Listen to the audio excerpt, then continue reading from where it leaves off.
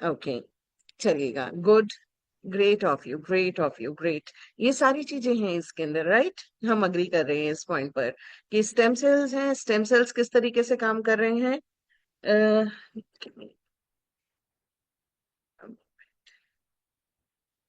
So dear friends, इसके अंदर sound नहीं आ रहा है, आप प्लीज चेक कीजिए। बाकी लोगों को साउंड क्लियर है? साउंड क्लियर है? अगर आपको आवाज क्लियर सुनाई दे रही साउंड है, क्लियर है ma'am. Great. All right, thank you so much sir, somebody wrote it, तो आई जस्ट इंक्वायर्ड। ग्रेट दोस्तों, तो ये सारी चीजें इसके अंदर प्रेजेंट हैं। यहाँ पर आपने सारे कंपोनेंट्स को तो आप लोगों को याद है। बार्ले ग्रास का मिसिंग था, बार्ले ग्रास भी लिख दिया गया है। चलिएगा, अब मुझे एक चीज और बताइए कि इनके अंदर पाए जाने वाले जितने भी हमने अभी तक कंपोनेंट्स देखे हैं, कुछ कॉमन टर्म्स होती हैं जो हम रोजाना इस्तेमाल कर रहे होते हैं। वो कौन सी कॉमन टर्म्स हैं, वो कौन सी कॉमन चीजें हैं जो इसमें पाई जाती हैं, जिसके बारे हम रोजाना बात करते हैं? मैं अपनी ही प्रेजेंटेशंस की बात कर रही हूँ। रात 9 बजे जो मैं प्रेजेंटेशंस लेती हूँ, उसमें मैं कुछ कॉमन टर्म्स यूज करती हूँ। हर बार स्लाइड आती है, हर बार स्लाइड आपके स्क्रीन पर होती है। ओके, रिजुवेनेशन प्रॉपर्टीज के बारे में बात करते हैं, ग्रेट। इसी तरीके से और बताइए, एंटीऑक्सीडेंट्स के बारे में बात करते हैं, आशु सिन्हा जी। बहुत सही। एंटीऑक्सीडेंट्स के बारे में बात करते हैं, फाइबर्स के बारे में बात करते हैं, सीताराम साहू जी। विटामिन डी, मनोरमा जी। ओके, सेल के ऊपर, सेल के ऊपर बात करते हैं, पवित्रा जी लिख रही हैं सेल के ऊपर बात करते हैं। ओके, पेन किलर्स के बारे में बात करते हैं, Aarti ji. Okay, painkillers के बारे में कब बात की गई? पता नहीं। Aarti, I am questionable, I am doubtful कि क्या लिखा आपने। इम्यूनिटी के बारे में बात करते हैं, परमिंदर जी बता रहे हैं। और किसके बारे में बात करते हैं? और थोड़ा सा सोचिए। कुछ ऐसी कॉमन टर्म्स है, रिप्लेस के बारे में, रिपेयर के बारे में, रीन्यू के बारे में। और कौन कौन सी ऐसी टर्म्स हैं? हेयर ग्रोथ के बारे में बात कर रहे होते हैं। ओके, रिपेयरिंग सेल्स के बारे में बात करते हैं, ग्रेट। रिजुवेनेशन के बारे में बात करते हैं, वाह। Diabetes, varicose, cellular, skin rejuvenation, amino acids. देखिए कितना वास्ट जा रहा है। Beauty, glowing skin, right? Okay, new cell creation. Okay, चलिएगा, अब मैं आपको ना यहाँ पर एक जनरल बात बताने जा रही हूँ। ये जो सेशन रहेगा, इसके मैं बेसिकली तीन छोटे छोटे हिस्से रखने वाली हूँ। पहले हिस्से के अंदर हम बात करने वाले हैं सिंपली कि जनरली आपने नोटिस किया होगा जब हम हर चीज में बोलते हैं oxidative stress and free radical formation, right? Oxidative stress, free radical formation, ये होते हैं दोनों टर्म्स, रोजाना बोले जाते हैं। हाँ है तो आप हैंड रेस कर सकते हैं, आप हैंड रेस करके बता सकते हैं। आप डिटॉक्सिफिकेशन के बारे में बताया आपने, राइट? हम लोग रोजाना बात कर रहे होते हैं कि किस तरीके से हमारी बॉडी के अंदर फ्री रेडिकल्स का प्रोडक्शन होता है, ऑक्सीडेटिव स्ट्रेस कॉज होती है, जिसकी वजह से हम बीमार पड़ते हैं। सबसे पहले रूट कॉज तो पता होना चाहिए ना आपको बीमारियों का। अगर हम आज की डेट में बीमार ज्यादा पड़ रहे हैं, जबकि फैसिलिटीज बढ़ गई हैं, अगर देखा जाए मेडिकल फैसिलिटीज पहले से कहीं ज्यादा हैं। इतना ज्यादा पहले कहीं होता था कि कोई छोटा सा बात है सर्जरी करा लो, इस तरीके से इतने कॉमन ऑपरेशंस होते थे। इतना कॉमन ऑपरेशंस नहीं हुआ करते थे, इतने कॉमन, इतनी ज्यादा हाईली इफेक्टिव मेडिसिन नहीं हुआ करती थी, इतनी पावरफुल मेडिसिन नहीं होती थी जितनी आज की डेट में हम ले रहे हैं। और इतने ज्यादा अ, अगर हम बात करें तो हम लोगों के अंदर अवेयरनेस जो है वो अब ज्यादा है। उसके बावजूद बीमारी और ज्यादा स्पीड पर बढ़ रही है। बीमारी का स्पीड जो है वो और ज्यादा हाई है। एग्री करते हैं तो मेरे को ए लिख के भेजिए, सिर्फ ए लिख के भेजिए। अगर आप मेरी इस बात से सहमत हैं तो ए लिख कर ड्रॉप कीजिए, ज्यादा बड़े बड़े वर्ड्स नहीं लिखना है, ए लिख दीजिए। अग्री करते हैं, देखिए सारे लोगों ने लिख के भेजा है ए, इसका मतलब अग्री कर रहे हैं, आप मेरी इस बात से सहमत हैं कि बीमारियां जो लेने का हमारा जो मतलब मेडिकल फैसिलिटीज बढ़ चुकी हैं, हमारे पास बहुत सारे ऑप्शंस हैं ट्रीटमेंट के, हमारे पास अवेयरनेस है, हम अलर्ट हैं पहले से। उसके बावजूद भी बीमारियां कंट्रोल नहीं आ रही हैं, बीमारियों की संख्या बढ़ती चली जा रही है। हमारी बॉडी में रोजाना प्रॉब्लम्स नई नई और नए नई तरीके की, सबसे बड़ी बात है जिनके बारे में पहले कभी सुना नहीं, ऐसी बीमारियां सुनने को मिलती हैं, ऐसी ऐसी चीजें सुनने को मिलती हैं। डॉक्टर्स के डायग्नोसिस में इतना ज्यादा डायग्नोस्टिक सिस्टम्स बढ़ गई हैं। डॉक्टर के पास आप जाओगे, पहले नब्ज देख कर इलाज हो जाता था। आज की डेट में क्या होता है, 50 टेस्ट पहले कराए जाते हैं, राइट? आर लिखिए, राइट का मतलब आर लिखिए। अगर आप मेरी इस बात से सहमत है तो आर लिख कर भेजिए कि पहले इतना नहीं होता था। आज की डेट में 50 टेस्ट, आप जरा सा लेकर जाओ, डॉक्टर को कंप्लेन करो, वो पहले ये टेस्ट करा के आओ। सारे टेस्ट होने के बाद ही वो हमें जाके बता पाते हैं कि आपको ये बीमारी है, और फिर उसका जाके एक ट्रीटमेंट शुरू होता है। फिर वो भी ट्रीटमेंट नहीं है, वो भी प्रॉपर ट्रीटमेंट नहीं है, वो भी क्योर नहीं हो रहा है, वो भी आपको जो है सुपरफिशियली दवाइयां देकर उसको रोक दिया जा रहा है, आगे बढ़ने से स्टॉप कर दिया जा रहा है, रूट कॉज के ऊपर काम नहीं हो रहा है। तो आज सबसे पहले हम लोग जानेंगे ऑक्सीडेटिव स्ट्रेस क्या होती है, जिसकी वजह से बीमारियां बढ़ रही हैं, फ्री रेडिकल्स किस तरीके से हमारी बॉडी में प्रोड्यूस हो रही हैं। और बिफोर आई शेयर दैट, मैं एक छोटा सा वीडियो दिखाने जा रही हूँ आपको। वीडियो इंग्लिश में है, थोड़ा अटेंटिव रहिएगा, मैं उसको थोड़ा सा हिंदी में बाद में एक्सप्लेन जरूर करूंगी, राइट? तो आइएगा, चलिए सबसे पहले हम स्क्रीन शेयर करके आपको कुछ स्पेशल स्पेशल, आज मैंने आपके लिए बहुत स्पेशल स्पेशल वीडियो सेलेक्ट किए हैं, राइट? और मैं सबसे पहले आपको एक ह्यूमन बॉडी के बारे में दिखाने जा रही हूँ कि ह्यूमन बॉडी किस तरीके से काम करती है।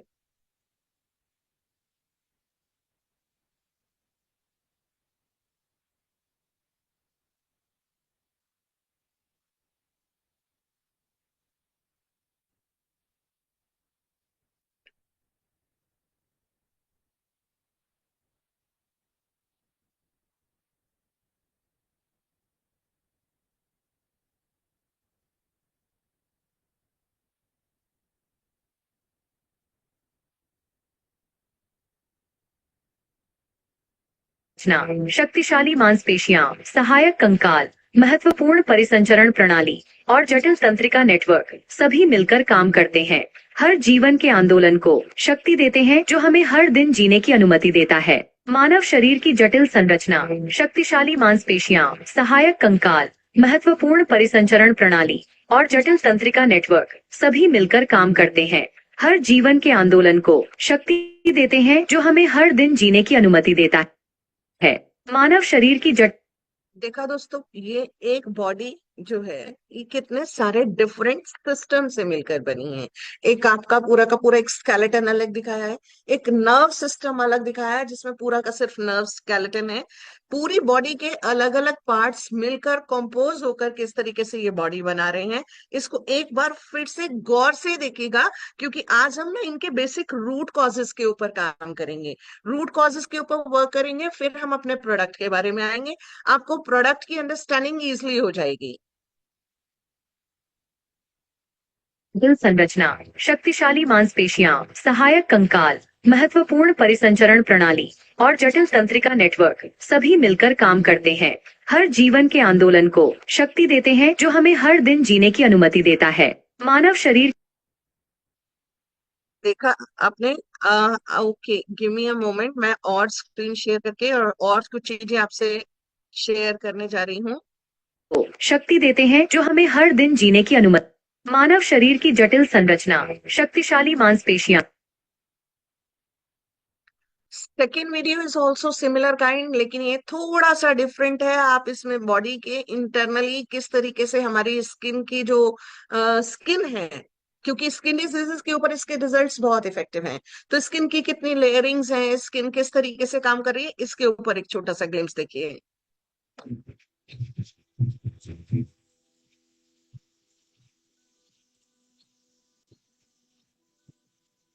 ये पूरा इंटरनल ऑर्गन्स हैं हमारे। ये इंटरनल ऑर्गन्स किस तरीके से काम कर रहे हैं, कहाँ कहाँ कौन सी चीजें फिटेड हैं, कैसे ये हमारी बॉडी के पूरे पूरे सिस्टम्स जो हैं, इनके ऊपर एक लेयर चढ़ा हुआ है स्किन का, और ये कितना प्रोटेक्टेड है, कितना इफेक्टिव है, एक ह्यूमन बॉडी कितनी कॉम्प्लेक्स मैकेनिज्म है, मशीनरी है, इस छोटे छोटे वीडियोस के माध्यम से हम वही समझने की कोशिश कर रहे हैं। आइएगा, अब मैं आपको दिखाने जा रही हूँ एक वीडियो जहां पर हम बात करेंगे ऑक्सीडेटिव स्ट्रेस, इन्फ्लामेशन यानी सूजन जो हमारी बॉडी पे आ जाती है, और फ्री रेडिकल्स के फॉर्मेशन का। फ्री रेडिकल्स की वजह से बहुत सारे डिजीजेस हमारी बॉडी में होती हैं। जितने भी आपका ये कैंसर है, हार्ट डिजीजेस हैं, आपका ब्रेन स्टॉर्म्स हैं, ब्लड से रिलेटेड प्रॉब्लम्स हैं, ये सारी की सारी प्रॉब्लम्स बॉडी में कॉज हो रही हैं आज की डेट में because of free radical formation और ऑक्सीडेटिव स्ट्रेस। क्या है ये ऑक्सीडेटिव स्ट्रेस, कैसे कॉज होती है, कैसे इसको हम एलिमिनेट कर पाएंगे, और क्यों हमारा प्रोडक्ट के अंदर जब हम बात करते हैं तो उस प्रोडक्ट में क्या ऐसा स्पेशल है, आप ही आंसर करेंगे। आज का जो ट्रेनिंग सेशन है ना, इसमें आंसरिंग आपके पास रहेगी। मैं सिर्फ आपको क्वेश्चंस क्वेश्चंस करूंगी, क्वेश्चंस के आंसर्स आपको खुद करने होंगे, तभी आपको आइडिया लगेगा कि कैसे हो रहा है। तो चलिएगा एक वीडियो देखते हैं जो बहुत इफेक्टिव है।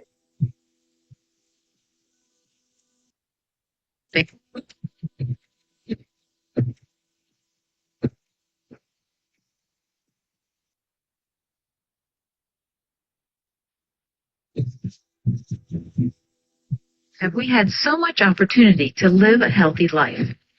We have year-round access to advanced medical treatments, clean water, and fresh produce. However, our modern world has also exposed us to many harmful elements.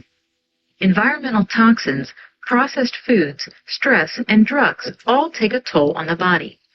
As a result, our bodies have been forced to deal with inflammation, free radical damage, and oxidative stress.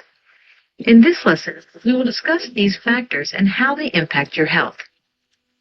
We are all familiar with the inflammation that comes with a scrape on the knee. Inflammation is the body's natural reaction to something harmful or irritating. Within moments, the skin surrounding the scrape gets red, swollen, and painful. Inflammation serves a valuable purpose.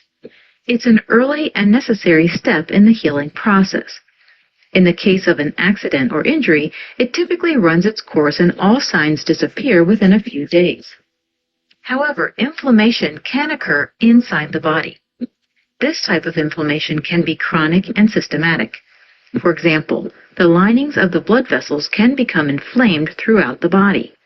Chronic inflammatory processes like these may not present with any symptoms until damage has already been done. For instance, chronic inflammation of blood vessel linings is thought to be associated with an increased risk of plaque buildup. There are types of internal inflammation that can present symptoms. Ulcerative colitis and Crohn's disease are types of inflammatory bowel disease, which is often abbreviated to IBD. IBD is a chronic condition that is characterized by widespread inflammation of the digestive tract. Symptoms of IBD can be challenging to live with. They include abdominal pain and cramping, diarrhea, fever, and fatigue. IBD is an autoimmune disease, but its symptoms may be aggravated by a poor diet and stress. Many inflammation processes within the body are associated with an increase in the activity of free radicals. Free radicals are highly reactive molecules that are missing an electron. This missing electron makes the free radical unstable. They long to be stable again and go crazy inside the body searching for a spare electron to grab onto. As they bounce around your body, they damage surrounding cells. The spare electron is usually stolen from another molecule. That molecule then steals from another. This creates a chain reaction of free radical damage. There are many factors that can increase the production of free radicals. These include smoking, certain medications, radiation, metabolic processes, food additives, and physical or emotional stress. Antioxidants are molecules that donate electrons to free radicals. This calms the free radicals down, preventing further damage. Antioxidants can be obtained from foods and include vitamins C and E, as well as other micronutrients. If the body is unable to break the cascade of free radical damage, it can experience oxidative stress. Oxidative stress is defined as an imbalance between the production of free radicals and the available antioxidant defenses. It damages cell membranes, proteins, and DNA. In simpler terms, it's the collective damage sustained by the body due to the constant free radical activity. So if you think of free radicals as tornadoes, then oxidative stress would be the collective damage the town sustained from those tornado strikes. Let's review. In this lesson, we learned that friends, ये जो हमने अभी भी video देखा, इसमें ना दो तीन चीजें एक्सप्लेन की गई थी। सबसे पहले कि सूजन सूजन जो हम देखते हैं कि चोट लगती है, तो चोट लगने पर क्या होता है कि कभी भी कोई घुटने से दिखाया था वहां पर कि घुटने पर एक चोट लगी, वहां पर रैशेस पड़े, छिला, छिलने की वजह से बॉडी ने वहां उसके ऊपर एक लेयरिंग बनाई, रैशेस बनाए, उसके ऊपर एक प्रोटेक्टिव लेयरिंग बनी। प्रोटेक्टिव लेयरिंग के बाद वहां पर रेडनेस बढ़ गई, रेडनेस बढ़ने से धीरे धीरे वहां पर एक जो पूरा ब्लड आ रहा है, फ्लो होकर आ रहा है, ताकि वहां एक स्पेशल, कहते हैं कि जैसे एम्बुलेंस आती है ना, तो इसी तरीके से हमारी बॉडी के अंदर जो रेड ब्लड सेल्स हैं वो भाग कर आते हैं जहां भी कहीं चोट लगती है, और उसके ऊपर आकर काम करना शुरू करते हैं कि ताकि उसको ठीक किया जा सके। अब बॉडी ने अपना काम करना शुरू किया। गिव मी अ मोमेंट, में 1 मिनट बस दीजिएगा।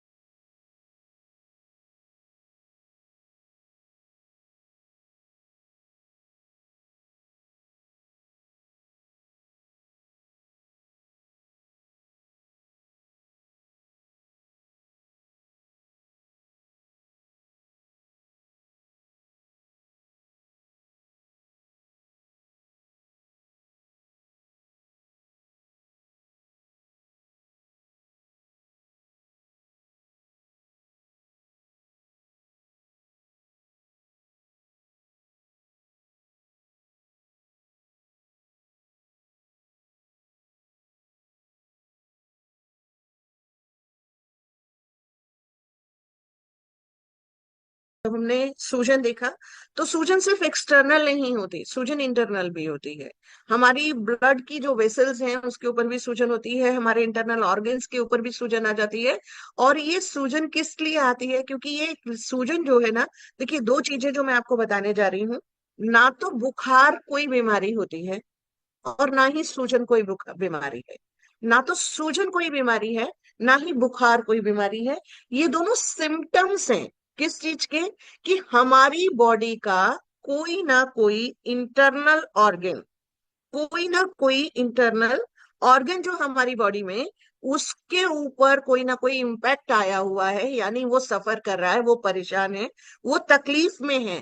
कोई ऑर्गन अगर तकलीफ में है, तो उसका एक रिफ्लेक्शन के तौर पर, उसकी जो प्रॉब्लम के तौर पर वो बताता है कि बॉडी को कोई इंटरनल तकलीफ चल रही है, जो सूजन आ जाती है, और उसी की वजह से बुखार भी आता है। तो बुखार भी एक सिम्टम है। जब हमें बुखार आए तो ये समझना चाहिए कि इंटरनल या तो कोई ना कोई डाइजेस्टिव सिस्टम या रेस्पिरेटरी सिस्टम, आपने नोटिस किया होगा, गले से बुखार आ गया, ठंड से बुखार आ गया, गला पड़ गया, कानों में दर्द था, पेट खराब हुआ, बुखार हो गया, राइट, मलेरिया हुआ, कुछ हुआ, जहां कहीं भी हो रहा है, तो कोई ना कोई कारण है उसका। और वो जो कारण है पीछे, वो कारण क्या है? हमारी बॉडी के सिस्टम के अंदर कोई तकलीफ आई हुई है।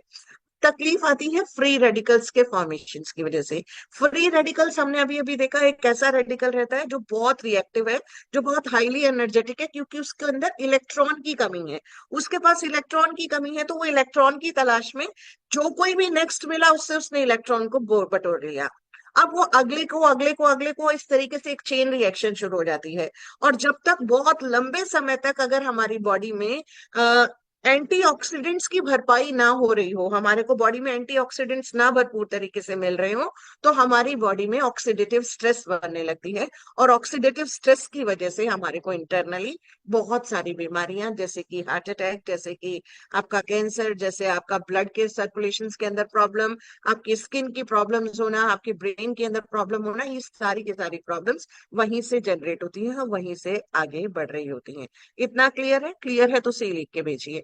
इतना क्लियर है कि फ्री रेडिकल्स कैसे बन रहे हैं? फ्री रेडिकल्स ऑक्सीडेटिव स्ट्रेस को कॉज करते हैं, और ऑक्सीडेटिव स्ट्रेस की वजह से हम लोगों को यहाँ पर आगे और तकलीफें मिलती चली जाती हैं।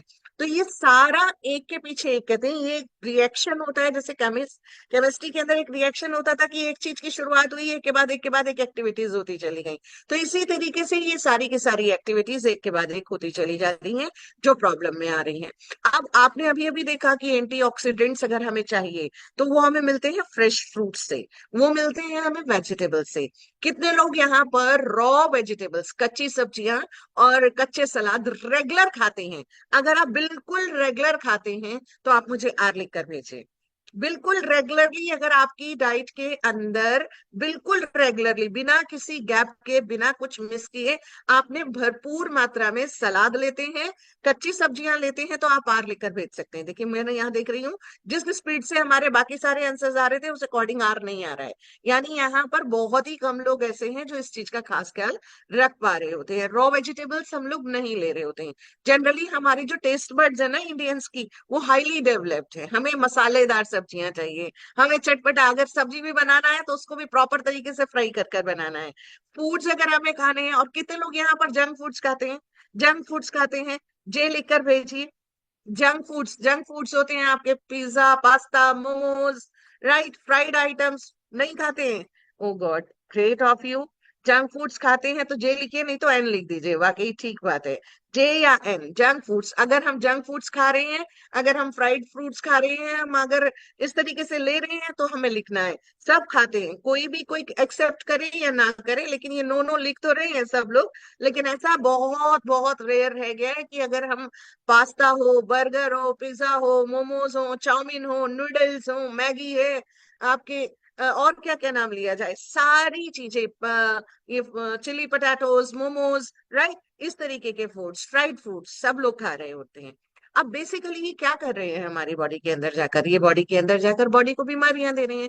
क्योंकि बॉडी को क्या क्या चाहिए? हमारी बॉडी को चाहिए 5 एलिमेंट्स जो एक परफेक्ट डाइट के अंदर रहते हैं। वो है vitamin, minerals, proteins, fats and carbohydrates. Carbohydrates मैंने लास्ट में रखा, और जबकि हम खाते पता है क्या है? हम रिवर्स करते हैं। हम सबसे ज्यादा खाते हैं कार्बोहाइड्रेट्स, उसके बाद हम लेते हैं फैट्स।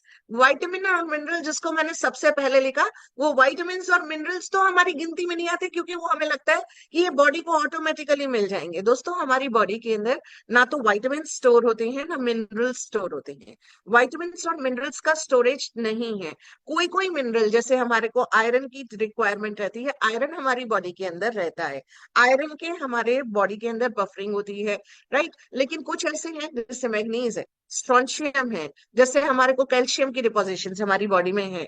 लेकिन हमारे के अंदर पूरे विटामिन या पूरे मिनरल्स, हम सोचे विटामिन सी आज हमने खा लिया तो हमारी एक हफ्ते की छुट्टी हो गई, नहीं हो पाएगा, नहीं हो पाएगा, सॉरी टू से, ऐसा नहीं होता है, राइट। अगर मैं अब पानी की बात कर लेती हूँ, क्योंकि पानी भी हमें अच्छा पानी मिल रहा है। देखिए, एक सबसे बड़ी बात है कि पहले हम जब पानी पिया करते थे, हमें उतना इफेक्टिव पानी, हम लोगों को क्लीनलीनेस के ऊपर, उसके ऊपर, हाइजीन के ऊपर आज हम ज्यादा ध्यान देते हैं। लेकिन हम ज्यादा जब ध्यान देने लगते हैं ना, तो भी हमारा प्रॉब्लम्स बढ़ रही होती हैं। तो वाइटामिन्स नहीं मिल रहे हैं, मिनरल्स नहीं मिल रहे हैं, हमारे रेगुलर फूड से तो बिल्कुल नहीं मिल रहे हैं। अच्छा, कितने लोगों ने ये बात को सुना है, an apple a day keeps doctor away? An apple a day keeps doctor away. आप लोगों ने सुना है तो यस लिख कर भेजिए, वाई लिख कर भेजिए, यस लिख कर भेजिए कि an apple a day keeps doctor away. Yes, ठीक है। लेकिन हम क्या खा रहे हैं? एप्पल हम खाते हैं नंबर 1। और अगर हम एप्पल्स की बात कर रहे हैं, तो मैं सिर्फ एप्पल्स में से कुछ ऐसे विटामिन की बात बता सकती हूँ, कुछ ऐसे फ्लेवोनॉइड्स अगर हम बात करें, राइट, हम फ्लेवोनॉइड्स की बात करते हैं, लेकिन हमें फ्लेवोनॉइड्स के बारे में जानकारी नहीं है। मैं मेडिकल टर्म्स पर नहीं जाऊंगी, लेकिन इतना जरूर बताऊंगी कि एप्पल के अंदर 5 ऐसे प्रकार के तत्व पाए जाते हैं जो हमारी बॉडी में से फ्री रेडिकल्स को बनने की प्रोसेस को कम करते हैं, नंबर 1। नंबर 2, जब फ्री रेडिकल्स कम बनेंगे तो फ्री रेडिकल्स नहीं बनेंगे, तो फ्री रेडिकल्स हमारे को ऑक्सीडेटिव स्ट्रेस की ओर नहीं बढ़ पाएंगे। फ्री रेडिकल्स के बढ़ने की सबसे बड़ा समस्याएं मैं आपको बता देती हूँ किन किन कारणों से बनते हैं। वो बनते हैं हमारी बॉडी में, नंबर 1, स्मोकिंग। जो लोग स्मोकिंग कर रहे हैं उनकी बॉडी में फ्री रेडिकल्स ज्यादा बनते हैं, और या फिर वो स्मोकिंग वाले एनवायरनमेंट में रहते हैं। जरूरी नहीं है कि हम एक्टिव स्मोकर हैं तभी हम स्मोकर हैं। अगर हम किसी ऐसे पर्सन के साथ रहते हैं जो दिन भर में 4-5 बीड़ी सिगरेट पी लेता है 5-7 तो कॉमन है आज की डेट में, तो उनके साथ रहने पर एक आध आपके अंदर भी जा ही रही है ऑटोमेटिकली। दिल्ली एनसीआर में है, आप मेट्रोपॉलिटन सिटीज में है, तो आप भूल जाइए। पॉल्यूशन आपके सराउंडिंग्स में इतना भरा पड़ा है कि आपकी लंग्स ऑटोमेटिकली वो सारी चीजें ले रही हैं। तो ये सारे कॉजेस हमारे जो स्मोकिंग हुआ, हमारे को जो एयर पॉल्यूशन की वजह से हो रहा है, हमारा अल्ट्रा वायलेट रेडिएशन, अब हम इसको हम नहीं रोक सकते, क्योंकि सनलाइट में हम अपने आप को निकलने से रोक नहीं सकते। और अल्ट्रा वायलेट रेडिएशन के प्रोटेक्शन लेयर जो है वो खत्म होती जा रही है, तो अल्ट्रा वायलेट रेडिएशन ज्यादा आ रही है। अगर मैं आपसे स्किन केयर के बारे में बात करूं, कितने लोग यहाँ पर ऐसे हैं जो बिना सनस्क्रीन लगाए घर से बाहर नहीं निकलते हैं? ऐसा नहीं होता, राइट?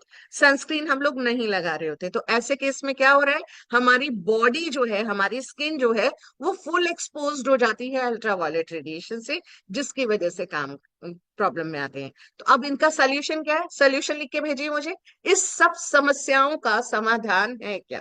राइट? इन सब समस्याओं का समाधान आपके अकॉर्डिंग क्या है? समाधान, समाधान लिखकर भेजिए। आप मुझे आंसर लिख के भेजिए, इन सब प्रॉब्लम्स का सोल्यूशन क्या है? रीना जी लिख रही हैं cure cell. Great, great, okay. N Y मैं नहीं समझ पाई, नहीं समझ पाई एन वाई। सैयद जी, आप, साजिद जी दोबारा लिख के भेजिए। विपिन जी लिख रहे हैं क्योर सेल है। देवेंद्र जी लिख रहे हैं cure cell, cure cell. Okay, cure cell इसका सबका समाधान है, राइट? समाधान केवल क्योर सेल है, न्यूट्रिशन है, क्योर सेल है और न्यूट्रिशन है। Great. Cure cell, new young, nutrition, ये सारे हमारे आंसर्स आने शुरू हो गए हैं। न्यू यंग तो क्या, न्यू यंग का क्योर सेल इसका समाधान है, डेफिनेटली है। क्योर सेल क्यों समाधान है? क्योंकि इसके अंदर एक ऐसा एलिमेंट है, एक ऐसा तत्व मौजूद है जो बेहद इफेक्टिव है। बताइए कौन सा तत्व, हमारा जो क्योर सेल है इसके अंदर ऐसी कौन सी चीज पाई जाती है जो सबसे ज्यादा इफेक्टिव है, सबसे ज्यादा इफेक्टिव है, राइट? क्योर सेल में क्या है ऐसा? ओके, प्रवीण जी लिख रहे हैं प्रिकॉशन, प्रिकॉशन नहीं समझ में आया। Apple stem cell, green apple, cure cell, stem cell, apple stem cell, right? Cure cell के अंदर जो पाया जाता है सर, फ्रेंड्स, वो है stem cell, right? Stem cell, stem cell की वजह से ये प्रोडक्ट सबसे कामयाब, सबसे शानदार, सबसे बेहतरीन है। Omega 369 पवित्रा जी और जगह भी मिलेगा, लेकिन स्टेम सेल आपको नहीं मिलेगा। पवित्रा जी सबसे ज्यादा बेहतरीन है वो स्टेम सेल है, right? Okay, it mimics human stem cells. Mimics, Ranveer ji लिख रहे हैं मिमिक, मिमिक नहीं sir, it gets converted, it's properly converted, it's just not the mimicry, it's basically effective, very effectively. तो green apple, apple stem cell, apple stem cell. चलिएगा, stem cell क्या है? कितने लोगों को पता है स्टेम सेल क्या है? Extra oxygen inlet, no, right? Okay लिख रहे हैं यस। मुझे बताइए कितने लोगों को यहाँ पर पता है? जितने लोग यहाँ पर मौजूद है, मैं एक बार सबके एक बार हैंड्स डाउन कर रही हूँ।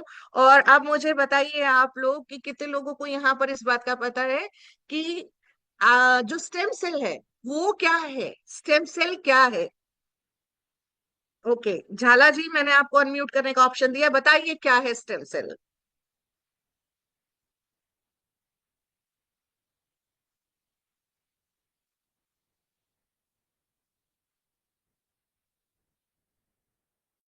नहीं बताना चाहते? ओके,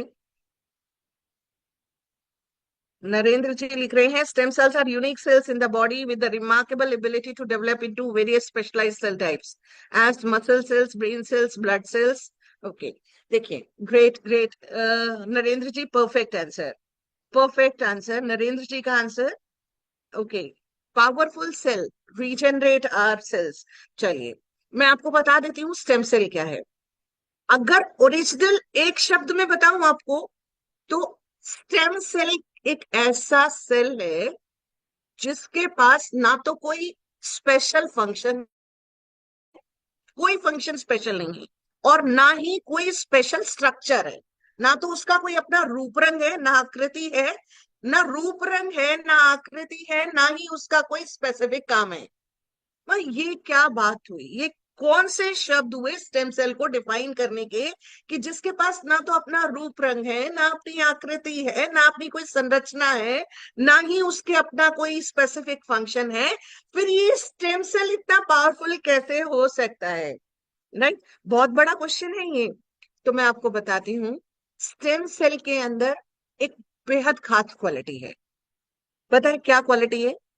वो जिस ऑर्गन के पास जाएगा, जिस ऑर्गन के, वो उस ऑर्गन के सेल्स को अडॉप्ट कर लेगा, वो उसके जैसा बन जाएगा। अगर हमारे हार्ट को प्रॉब्लम है तो वो कार्डियक सेल्स में डेवलप हो जाएगा। अगर हमारे ब्रेन में प्रॉब्लम है तो वो हमारे न्यूरॉन्स के अंदर कन्वर्ट हो जाएगा। अगर हमारी स्किन के अंदर प्रॉब्लम है तो वो हमारी स्किन सेल्स में कन्वर्ट हो जाएगा। एपिडर्मल सेल्स हुई, एपिथेलियल सेल्स हुई, जिस तरीके की, जिस लेयर के अंदर, डर्मल, एपिडर्मल, राइट, डर्मिस, कितनी जिस भी तरीके की, उसमें कन्वर्टेड हो जाएगा। अगर आपकी किडनी में प्रॉब्लम है तो वो किडनी के सेल्स का रूप रंग धारण कर लेगा। तो स्टेम सेल्स वो सेल्स हैं जिनकी अपनी कोई क्वालिटी ना होते हुए भी वो सारी बॉडी की सेल्स को बनाते हैं, जनरेट करते हैं, और उसी की तरीके का स्ट्रक्चरिंग ले लेते हैं। अग्री कर रहे हैं इस बात से? सहमत है? समझ में आ रहा है? समझ में आ रहा है तो मैं आगे बताती हूँ। समझ में आता है तो और अग्री करें, एक बार बताएं मुझे कि समझ में आ रहा है। यस नो, यस नो कुछ भी लिखकर भेज सकते हैं। तो स्टेम सेल्स का कोई अपना स्पेसिफिक टाइप नहीं है, स्ट्रक्चर नहीं है, फंक्शन नहीं है। जिस तरीके की बॉडी में छोड़ोगे वहां पर हो जाएगा। और सबसे इंपॉर्टेंट बात अब मैं आपको बताने जा रही हूँ कि ये जो स्टेम सेल्स हैं, ये कई तरीके की होती हैं। राइट, 4-5 वैरायटी है स्टेम सेल्स की अपने आप में। और इनके अंदर एक इंपॉर्टेंट चीज है कि ये अपने आप को डिवाइड करती हैं 15 to 20 to 30 टाइम्स। कोई 15 टाइम्स है, कोई 20 है, तो कोई 25 है, तो कोई 30 टाइम्स है। बिल्कुल सेम स्ट्रक्चर में, सेम कॉम्पोजिशन में, सेम स्टेम सेल में, और सेम तरीके की सेल्स में ये अपने आप को कन्वर्ट करते हैं, डिवाइड करते हैं। डिवाइड करने के बाद भी इनकी जो एफिशिएंसी है, इनकी जो कैपेसिटी है, इनकी जो फंक्शनैलिटी है, इनका जो ओरिजिनलिटी है, वो एज इट इज त्यों की त्यों रहती है। राइट, ये डिवाइड होते रहते हैं, डिवाइड होते रहते हैं। राइट, मल्टीप्लाई हो रहे हैं, डिवाइड होकर ही इनका जो प्रोसेस है वो डिवीजन के थ्रू ही मल्टीप्लीकेशन का प्रोसेस है। They are getting multiplied by dividing themselves. The body cells जो होती हैं हमारी, वो दो तरीके की डिवीजन होते हैं हमारी बॉडी के अंदर। एक होता है आपका मायोसिस, एक माइटोसिस। राइट, अगर आप साइंस बैकग्राउंड से हैं तो आपने मियोसिस माइटोसिस के बारे में पढ़ा होगा। तो meiosis and mitosis are the two processes, और ये अपने आप को डिवाइड करते हैं, लेकिन डिवाइड होने के बाद ये same same structure, same capacity, same सब चीज के ऊपर 30 टाइम्स तक डिवाइड कर लेते हैं, और सेम तरीके की प्रोसेसेस इनके अंदर चलती रहती हैं। अब इसके अंदर सबसे बड़ी पता है क्या है? ये जिस प्रोसेस में, जिसमें ये ढलते हैं, इस प्रोसेस को कहते हैं लीनिएज। लीनिएज का मतलब है, अगर इसको कार्डियक सेल्स में डेवलप होना है तो ये कार्डियक सेल्स का स्ट्रक्चर ले लेते हैं, ब्रेन सेल्स में होना है तो ब्रेन सेल्स का स्ट्रक्चर ले लेते हैं। तो ये जो प्रोसेस है ये कहलाता है लीनिएज। अगर हमने इनको, अगर हमें सपोजिंगली हमें पता है कि हम लोगों ने स्टेम सेल्स की थेरापी के बारे में पढ़ा, हम लोगों ने स्टेम सेल्स की थेरापी को समझा और जाना है। मैं एप्पल स्टेम सेल पर बाद में आती हूँ, पहले मैं अभी स्टेम सेल्स के बारे में जनरल बात कर रही हूँ। तो स्टेम सेल्स की जो हमारी डायरेक्शंस होती हैं, कि जो स्टेम सेल से डिवीजन किए जाते हैं, अब इसमें होता क्या है कि आपने जितनी बार डिवाइड होने से पहले उसको ले रखा है, यानी आपने बिल्कुल ओरिजिनल एक सेल लिया और उसको उठाकर इंजेक्ट कर दिया, सीधा ही उसकी लीनिएज दे दी, तो वो वहां एक बार स्टेम सेल कन्वर्ट हो गई तो वो दोबारा स्टेम सेल में कन्वर्ट नहीं होगा, अनटिल अनलेस वो एक बहुत रिग्रेस प्रोसेस है, वो आर्टिफिशियली कल्चर किया जाता है। लेकिन ऐसा नहीं हो सकता, वो अपना कार्डियक में डेवलप हो गया तो कार्डियक सेल बन गई, ब्रेन में चला गया तो ब्रेन सेल बन गई। तो लीनिएज हो जाता है। लीनिएज हो जाने के बाद वो हमारी बॉडी के उन बेसिक फंक्शंस को कंट्रोल करते हैं, गवर्न करते हैं, रीन्यू करते हैं, रिपेयर करते हैं, जो अभी हमने सारी चीजें पढ़ी थी। अब आते हैं दोस्तों, आप सबको पता है, एक क्वेश्चन करती हूँ, चलिए, व्हाट इज एजिंग? एजिंग क्या है? एजिंग क्या है? एजिंग किसे बोलते हैं? एजिंग कोई बताना चाहेगा तो हैंड रेज कीजिए, एजिंग किसे कहते हैं? चलिए मैं बता देती हूँ आपको। एजिंग एक प्रोसेस है जिसमें सेल्स के डीजेनरेशन की, बिल्कुल सही बात है, degeneration of cells is called ageing. ये जो डीजेनरेशन का जो प्रोसेस है, सेल्स के जो मरने की प्रक्रिया है, डाई होने की प्रक्रिया है। देखिए हर सेल हर थोड़े टाइम में अपने आप जो है मरती जाती है, पुरानी सेल्स डैमेज हो जाती हैं, मर जाती हैं, और नई सेल्स उनकी जगह लेती रहती हैं। जैसे हमारी अगर इंटेस्टाइन की बात करूं, तो आंतों की लाइनिंग जो है वो 3 से 5 दिन के अंदर अपने आप को चेंज कर लेती है, इंटेस्टाइनल लाइनिंग। और हमारी बॉडी जो है उसकी हीलिंग कैपेसिटी सबसे ज्यादा हाई है। हमारी जो रेड ब्लड सेल्स हैं, इससे पहले भी मैं कई बार बता चुकी हूँ, वो 120 डेज के अंदर रीजनरेट होती हैं। तो कोई भी बीमारी को अगर आपको जड़ से खत्म करना है, तो आपको कम से कम क्योर सेल को 150 डेज लेना चाहिए मिनिमम। 150 डेज अगर हम चाहते हैं कि हमारी बॉडी में से ये पूरी तरीके से एलिमिनेट हो जाए, खत्म हो जाए। तो दोस्तों, जब हमारी जो सेल्स हैं, उनका पुरानी सेल्स ज्यादा स्पीड पर मर रही हैं, खत्म होती चली जा रही हैं, डीजेनरेट हो रही हैं, और नई सेल्स जो है वो बन नहीं पा रही हैं, ये प्रोसेस कहलाती है एजिंग। एजिंग का ये जरूरी नहीं है कि वो एज जैसे जैसे बढ़ेगी हमारी, तभी वो एजिंग बढ़ेगी। अगर हम देखें कि एक जनरल ह्यूमन बॉडी, अगर हम ह्यूमन बॉडी की बात करें, ह्यूमंस की बात करें, तो नॉर्मल एज जो है वो 80 साल है। तो हम कहते हैं कि 60 के बाद बुढ़ापा आ गया। कई लोग 50 के बाद अशक्त महसूस करते हैं, कई लोग 45 के बाद अशक्त महसूस करते हैं। और अब यंग जनरेशन जो है वो तो अभी 35-40 की एज में भी उनके पास वो कैपेसिटी, वो अंडरस्टैंड, वो स्टेमिना बचा ही नहीं है कि वो अपने आप को एक्टिवेट रख सके। अग्री कर रहे हैं मेरे साथ? इस बात से सहमत है ना, कि जो हम कहते तो हैं कि हमारी जो नई जनरेशन है, इनके अंदर दमखम कहाँ है ना? दमखम नहीं बचा, इनके अंदर स्टेमिना नहीं है। एक्चुअल में क्या है कि उनकी बॉडी के अंदर एजिंग की प्रक्रिया तेजी से हो रही है। और इसीलिए आज की डेट में लोग सप्लीमेंट्स की डायरेक्शन में बढ़ रहे हैं। लोग वाइटामिन की गोलियां खा रहे होते हैं, मल्टीविटामिन ले रहे हैं, लोग प्रोटीन ले रहे हैं। अच्छा, एक्चुअली क्या है, सबसे इंपॉर्टेंट चीज क्या है कि हम ना बिना सोचे समझे लेना शुरू कर देते हैं। ये सबसे बड़ी बात है, एक दूसरे के इन्फ्लुएंस में आकर लेना शुरू कर देते हैं। कई लोग ने, अभी मैंने आज, हम लोग एक और अपनी इस पूरी मीटिंग में जब हम बात करते हैं, तो हम कोलेजन प्रोडक्शन के ऊपर बात करते हैं। आज की मीटिंग में मैं कोलेजन के ऊपर बात नहीं करूंगी, लेकिन कोलेजन एक बहुत इंपॉर्टेंट टॉपिक है, जिसकी वजह से बहुत सारी चीजें डेवलप भी हो रही हैं, उसका रेजोल्यूशन भी है, उनका समाधान भी, और प्रॉब्लम्स भी कॉज हो रही हैं। लेकिन आज हम कोलेजन पर बात नहीं करेंगे। हम अभी बात कर रहे थे एजिंग के ऊपर, वापस आते हैं। एजिंग के अंदर क्या है, एजिंग दिमाग की भी होती है। दिमाग के अंदर जो फैट का इकट्ठा होना, अब लोग कहते हैं दिमाग में फैट कहाँ से जाएगा? दिमाग में फैट जो है वो व्हाइट मैटर के रूप में डिपॉजिट होता है। हमारे जो दिमाग की सेल्स हैं, उनके अंदर दो हिस्से होते हैं, white matter and grey matter. White matter and grey matter, इसीलिए आप लोगों ने देखा होगा, जो पुराने लोग जो बूढ़े हो जाते हैं, उनके अंदर याददाश्त कम हो रही है, क्योंकि व्हाइट मैटर का प्रेजेंस बढ़ गया है। और जहां जहां फैट्स बढ़ेंगे, वहां वहां पर जो दूसरा ओरिजिनल मैटर है, जैसे ब्रेन है तो ब्रेन में ग्रे मैटर कम हो गया।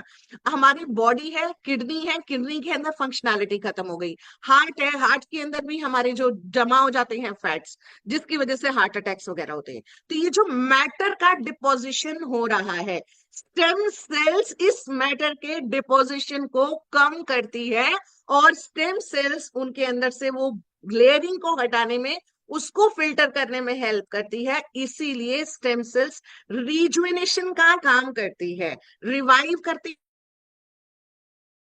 है, रीन्यू करती है। देखिए हमने 2-3 चीजें स्टेम सेल्स के बारे में पढ़ी हैं। स्टेम सेल्स हमारी बॉडी को रिपेयर करेगी, रीन्यू करेगी, और नई सेल्स जो होंगी, वो जो बन रही होंगी, वो हाईली इफेक्टिव सेल्स बन रही होती हैं। अग्री करते हैं मेरे साथ? वीडियोस ऑन कर सकते हैं आप लोग। आप लोगों ने आज वीडियोस ऑन नहीं कर रखे हैं, मैं देख पा रही हूँ कि बहुत ही कम लोग आज तो वीडियोस ऑन करके बैठे हैं, शायद क्या कहा जा सकता है, राइट? आपकी स्माइल्स मिस कर रही हूं मैं। तो दोस्तों हम लोग यहाँ पर स्टडी, देखिए अभी तो अच्छा लग रहा है, अभी तो अच्छा लग रहा है कि हम किसी से बात कर रहे हैं, राइट? अभी तक मुझे लग रहा था कि शायद मैं अकेले ही अकेले बोले चले जा रही हूँ, जैसे रूटीन मीटिंग में तो मैं भी अपना वीडियो ऑफ करने वाली थी। रूटीन मीटिंग होती है तो रूटीन मीटिंग में मैं भी तो ऐसे ही करती हूँ ना, रोजाना आती हूँ, रोजाना वही सेम मीटिंग्स, वही सेम तरीका, वही सेम पूरा का पूरा प्रोसेस। चलिए दोस्तों, हम लोग अब स्टेम सेल से रिलेटेड एक वीडियो देखने जा रहे हैं। We are going to watch one video जिसमें स्टेम सेल्स किस तरीके से काम करेंगे। ये जो हम लोग रूटीन में करते हैं ये वैसा वाला वीडियो नहीं है। अगेन एक इंग्लिश वीडियो है, इसके पीछे मैं फिर से हिंदी में इसको एक्सप्लेन कर दूंगी आप लोगों को अच्छे से। वो 5 मिनट का वीडियो बहुत इफेक्टिव वीडियो है, इसको देखिए और समझिएगा कि स्टेम सेल्स कैसे हमारी बॉडी में हेल्प कर रही हैं हमारी बॉडी को रीन्यू करने के लिए, right?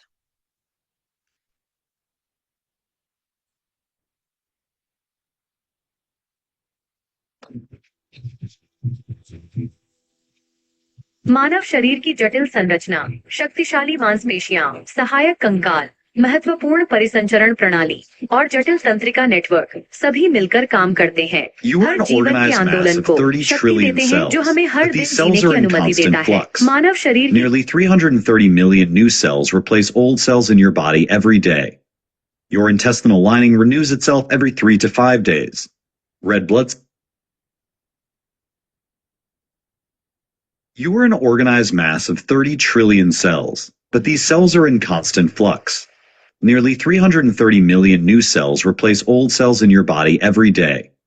Your intestinal lining renews itself every 3 to 5 days. Red blood cells die in just 120 days and so are regularly replaced. This constant cycle of regeneration keeps you alive. Your skin remains intact, your blood flows uninterrupted, and your gut stands resilient in the face of harsh acids. None of this would be possible without a group of supercells in your body called stem cells. Over the last 50 years, we've uncovered some truly epic science surrounding these stem cells. Their regenerative abilities have brought them into focus as therapies for diseases, especially those of the blood. So, what are stem cells? How do they function? And how are they responsible for your existence, growth, and maintenance? Stem cells have two unique abilities that define them. Firstly, they can self-renew to create more stem cells, and secondly, they can differentiate into many different types of cells. Stem cells are crucially different from somatic cells in the body. Somatic cells, skin, muscle, fat, brain, or bone cells, cannot divide. A skin cell does not divide to form new skin cells. A skin cell simply gets old and dies. These types of cells are what we call terminally differentiated. Differentiation is a process through which a cell picks its fate, essentially choosing a career for the rest of its life. Aren't we lucky to have the option to quit our jobs whenever we want and shift our lives into a new direction? Most cells do not have that luxury. We used to think differentiation was irreversible, a one-way street from a stem cell to a specialized cell. Essentially, we thought that a cell that becomes a skin cell will remain a skin cell forever. We were wrong, but more on that later. Stem cells have the ability to divide. An epithelial stem cell can divide into a new skin cell and another epithelial stem cell. The stem cells can also divide to make more stem cells. Therefore, an epithelial stem cell divides to self-renew and then differentiates into a skin cell. There are categories of stem cells based on the different cells into which they can differentiate. That measure is called the potency or potential of a stem cell. Totipotent stem cells are basically the MVPs of stem cells. They have nearly infinite dividing capabilities, allowing them to become any cell of an organism. The zygote, the single cell formed from the fusion of egg and sperm, is the OG totipotent stem cell. From its first few cell divisions arises an entire human. You stand today as an organized and systematic mass of trillions of cells arising from a single zygote. If you had to guess, how many cell types do you think an adult human has? Tell us in the comments below. There are also pluripotent stem cells to consider. Pluripotent stem cells are slightly more restricted than a zygote and can form almost all cell types. Embryonic stem cells, or ESCs, are a type of pluripotent stem cell that arise when the zygote divides to form a mass of cells called a blastocyst. When you restrict the fate of stem cells even further, they are called multipotent stem cells. These cells can differentiate into many different kinds of cells of a specific type. Hematopoietic stem cells in the bone marrow divide to make new blood cells, red blood cells, white blood cells, and platelets. The epithelial stem cells we mentioned earlier are another example. They can turn into any type of epithelial cell. Adults do retain some stem cells, which are present in particular niches to help maintain the body, replacing old cells with new ones. They can be multipotent stem cells, such as hematopoietic stem cells, or unipotent stem cells. Unipotent stem cells can only differentiate into one type of cell, meaning that a muscle stem cell can only differentiate into a muscle cell. This raises an interesting question. All cells have the same DNA, so how are some cells stem cells and others not?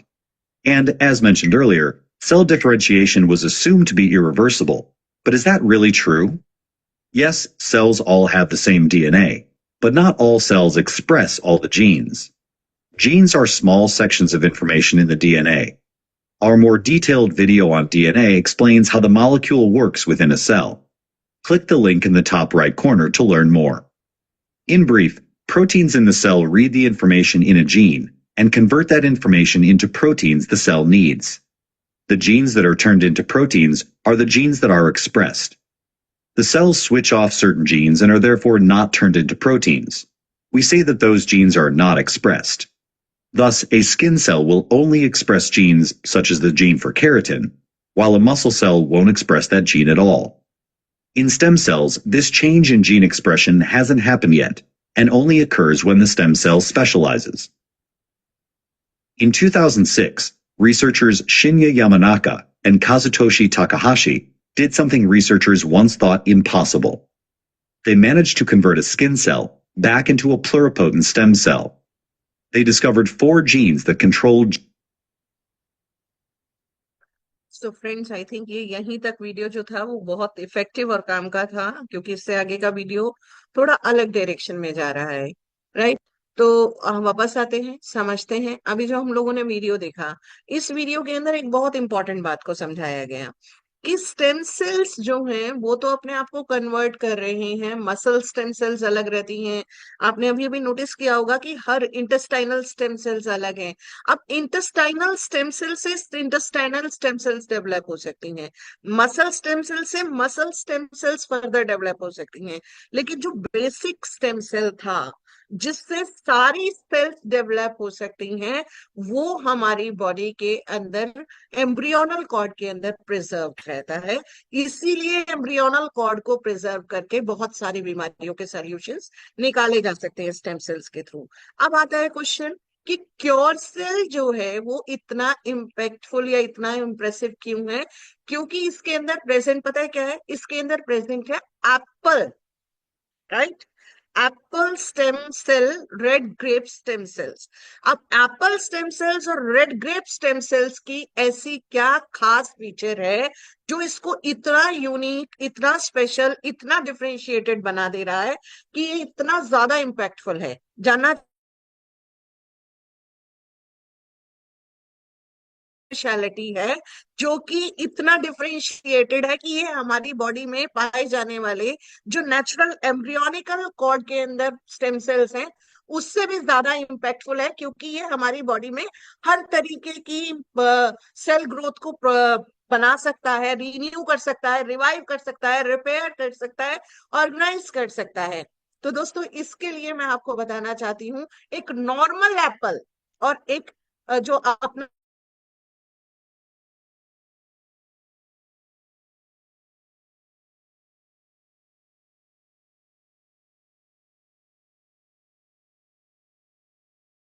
इसके अंदर से ही क्यों Apple stem cell को निकाला जा रहा है, उसी से ही निकालने के बाद उसको क्यों प्रिजर्व किया गया, उसकी एफिशिएंसी कितनी है। अगर आपको एक स्लाइड के माध्यम से मैं इसकी एफिशिएंसी बताऊं तो मैं अब आपके सामने एक स्लाइड रखने जा रही हूं, and this slide will conclude कि ये जो हमारा क्योर सेल है वो इतना स्पेशल क्यों है, राइट? आपको एक आंसर मिलने वाला है कि क्योर सेल जो है वो इतना पावरफुल क्यों है। इस इसका कारण है, ये आपके सामने एक रिसर्च बेस्ड स्लाइड है। जितनी भी मैंने आपको वीडियोस दिखाई हैं, ये सारी की सारी डॉक्टर्स की सारी वीडियोस जो हैं, ये बिल्कुल ऑथेंटिक वीडियोस हैं और ये बहुत पावरफुल वीडियोस हैं। राइट, अभी आइएगा, मैं आपके सामने एक स्क्रीन पर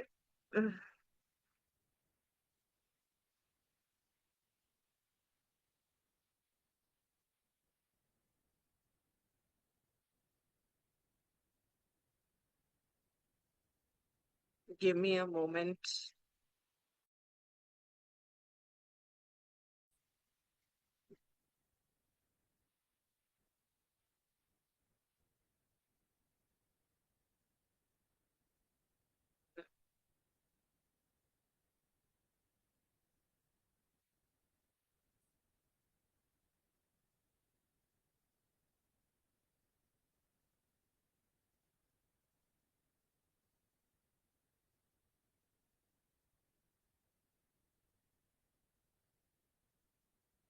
दोस्तों आई मिस दैट, क्योंकि ये जो मेरा अभी सिस्टम शट डाउन हुआ था ना, उसमें ये कैनवा ने मेरा वो जो डिजाइन मैंने करके रखी थी वो वापस ले लिया है और मैं अपने टेम्पलेट पर नहीं जा पा रही हूँ। Such no problem at all. बता देती हूँ वो जिस्ट क्या है। वो जिस्ट ये है कि अगर एप्पल स्टेम सेल का 0.01%, कितना, 100वां हिस्सा हमारी बॉडी के अंदर इंट्रोड्यूस होता है, तो वो हमारी बॉडी में 80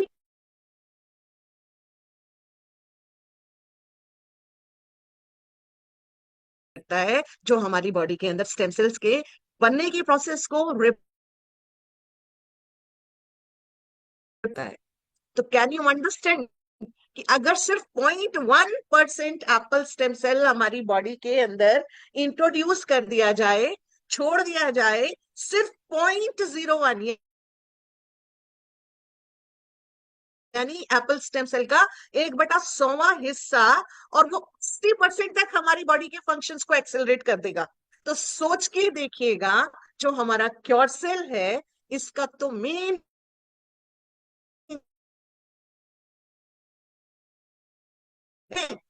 राइट और रॉन्ग, राइट और रॉन्ग, लिख के भेजिए, लिख के बताइए मुझे। Are are right, right wrong लिखना चाहते हैं तो डब्ल्यू लिख सकते हैं। इसे चाहिए, I just want to know कि यस ये ट्रू है नहीं है। हमारी जो क्योर सेल है वो तो बना ही एप्पल स्टेम सेल से। मैं आपको ये सारे वीडियोस के लिंक शेयर कर दूंगी। चाहते हैं ऑथेंटिसिटी ऑफ इंफॉर्मेशन को चेक करना चाहते हैं, अगर आप इस पूरी इंफॉर्मेशन को खुद से एक्सेस करके खुद से अपनी किसी चीज को रिसर्च में लाना चाहते हैं, डेवलप करना चाहते हैं, तो I will share these things with you. But my dear friends, this is absolutely right कि जो क्योर सेल है, इसके अंदर जो एप्पल स्टेम सेल है, वो हमारी बॉडी के अंदर 200 से ज्यादा बीमारियों को कंट्रोल करने के लिए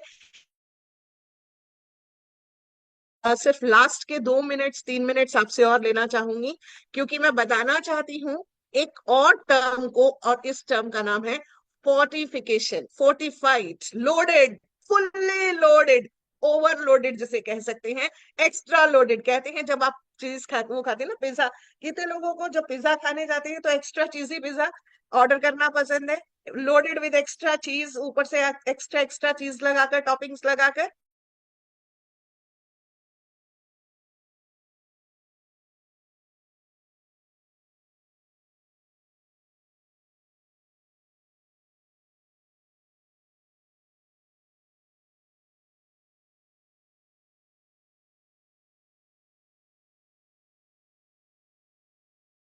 लोडेड है, उसके अंदर बार्ले है, इसके अंदर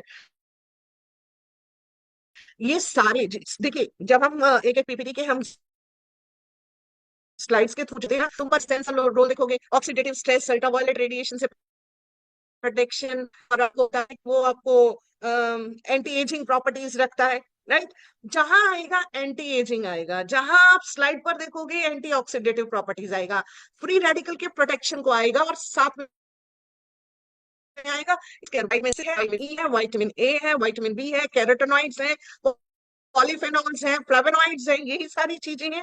दोस्तों एक्चुअल में हमारी बॉडी को यही सारी चीजें चाहिए होती हैं, और इसीलिए ये स्टेम सेल्स की जो एफिशिएंसी है वो 100% तक पहुंच जाए। 80% तो खुद से सेल्फ सफिशिएंट है, उसको 100% तक एनहेंस करना चाहते हैं, तो के लिए उसके अंदर बार्ली ग्रास, उसके अंदर रेड बेरीज, अकाई बेरीज, उसके अंदर जूसेस, उसके अंदर एक्सट्रैक्ट्स, उसके अंदर क्लोरोफिल, ये सब ऐड किया गया है ताकि हमारी बॉडी से फ्री रेडिकल के प्रोडक्शन को कम किया जा सके, ऑक्सीडेटिव स्ट्रेस को दूर किया जा सके, हमारी बॉडी के अंदर जो नए सेल्स बन रहे हैं वो बेहतरीन तरीके के बने, और हमारी बॉडी को प्रॉपर विटामिन्स और न्यूट्रिशन की कमी ना रहे, ताकि हमारी बॉडी इससे सही हो सके। और दोस्तों एक इम्यून सिस्टम ही आपको से बचा सकता है, nothing else can make you better. कोई और चीज आपको अच्छा कर ही नहीं सकती। डॉक्टर के द्वारा दी जाने वाली सारी बीमारियां, सिर्फ वो सारी दवाइयां बीमारियों के जो सिम्टम्स होती है ना उनको सप्रेस करने के काम आती हैं, उनको रोक रही होती हैं, उनको प्रिवेंट कर रही होती हैं, उनको एलिमिनेट नहीं करती। एलिमिनेशन आपने सुना होगा कि वो हमारा इम्यून सिस्टम ही कर रहा होता है। और मैं हमेशा से कहती हूँ कि humans are high qualities of animals, वो एनिमल्स की हायर कैटेगरीज हैं। तो दोस्तों यहाँ पर इम्यून सिस्टम को स्ट्रेंथन करने के लिए फुल्ली फोर्टिफाइड का भरपूर तरीके से इस्तेमाल कीजिए, और कोई भी क्वेश्चन हो तो आप लोग कभी भी कर सकते हैं। लेकिन आज के सेशन में बस इतना ही। Thank you so much for your kind attention. आप लोग अटेंटिव रहे, स्माइलिंग रहे, पूरे में पार्टिसिपेट किया आप लोगों ने, आपका दिल से धन्यवाद। Thank you so much everyone, and over to you Jolly sir.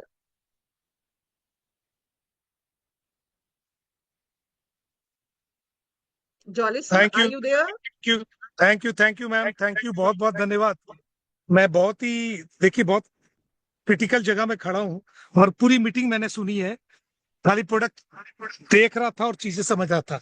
Ma'am ये मीटिंग मुझे लगता है कि काफी लोगों को इसका बेनिफिट मिलेगा, और आने वाले टाइम में इसका बहुत ज्यादा बेनिफिट लोग उठा सकते हैं। थैंक यू मैम, आपने एक बहुत बड़ा प्रयास किया, और ये प्रयास होते रहना चाहिए, आपका साथ चाहिए। हेलो।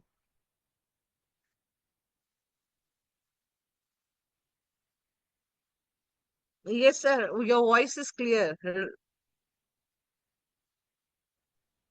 तो मैम मुझे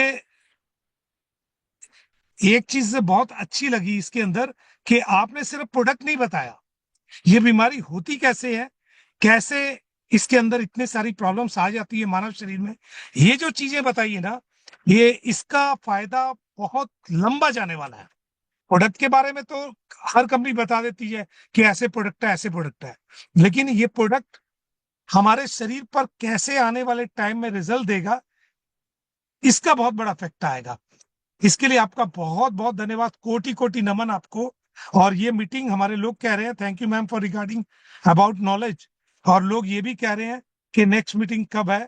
तो ये सिलसिला हमारा चलता रहेगा, और क्या सिलसिला चलता रहेगा दोस्तों?